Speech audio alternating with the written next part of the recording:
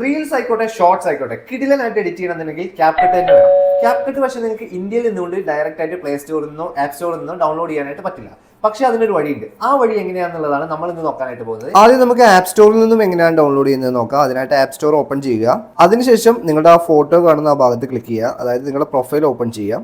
അതിനുശേഷം country and region എന്നുള്ളത് select ചെയ്യുക. ഇവിടെ ചേഞ്ച് കൺട്രി ഓർ റീജിയൻ എന്നുള്ളത് സെലക്ട് ചെയ്യുക. അതിനുശേഷം ഓസ്ട്രേലിയ സെലക്ട് ചെയ്യുക. ഓസ്ട്രേലിയ സെലക്ട് ചെയ്താൽ ഇങ്ങനെ ഇന്റർഫേസ് വരും. ഇവിടെ എഗ്രി കൊടുക്കുക. ഇനിയാണ് ശ്രദ്ധിക്കേണ്ടത്, ഇവിടെ നണ്ണ് തന്നെ സെലക്ട് ചെയ്യണം. അതിനുശേഷം സ്ട്രീറ്റ് എന്തെങ്കിലും ടൈപ്പ് ചെയ്ത് കൊടുക്കുക. ഹലോ ഹായ് അങ്ങനെ എന്തെങ്കിലും ടൈപ്പ് ചെയ്ത് കൊടുക്കുക.